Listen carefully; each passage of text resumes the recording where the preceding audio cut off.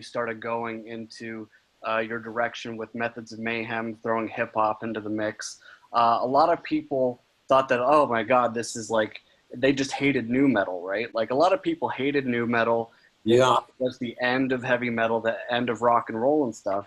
And now in 2020, you see a lot of these really popular hip hop artists talking about how nu metal was so important to them and how it influenced them, and how a lot of people now have a renewed appreciation for nu metal. So what's that been like for you, going from a place where you, probably been heavily criticized by some heavy metal purists, and now everyone's sort of a little more together on the nu metal thing? That's you know what? That's really a fucking cool question, bro. Because a lot of people don't ask that question, and I applaud you. That's fucking right. Thank you. Yeah, I did. I got so much fucking bullshit for it was 2000. I broke off from Motley, and I needed to do all the shit I had inside of me. It's like it had to come out. I'd like fucking coming out of the closet or something, right? Like I had all these ideas, and I was just doing Motley, and I had to break away from that to go do this. It's like creatively, I was dying. So I took so much flack, dude, for that record. Now, what the fuck? Tommy Lee's a fucking rapper now? I'm like, no, you fucking morons. It has nothing to do with that. I'm a drummer, first of all, okay? Everything I do with rhythm. And just because you're singing a track or screaming a track that feels like it's rap, no, I never claimed to be a rapper. I never claimed any of that shit. I didn't grow up in fucking Compton. Like, I'm a fucking drummer from a fucking metal band. But I guess my point is, to answer your question, I took a heap of fucking bullshit for that. And I was like, you know what, whatever. I know what it is. It's me being rhythmic. And at some point, this is some brand new shit.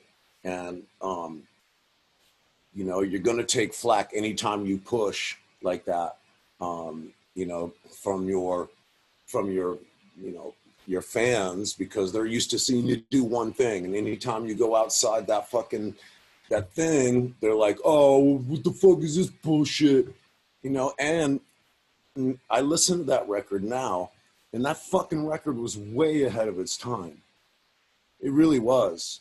And I'm going to do this right now. Yeah, Tommy, it was. So I guess times have changed. And the cool thing is, I've seen it happen many times. Every 10 years, like a new surge of whatever you want to call it. There's so many subgenres and genres of music, but a new surge of something happens. And I feel like this new record that I just made, Andro, has a lot of that new energy. Absolutely. You can definitely hear it. That was a long fucking answer, wasn't it? That was a great answer. I appreciate that a lot.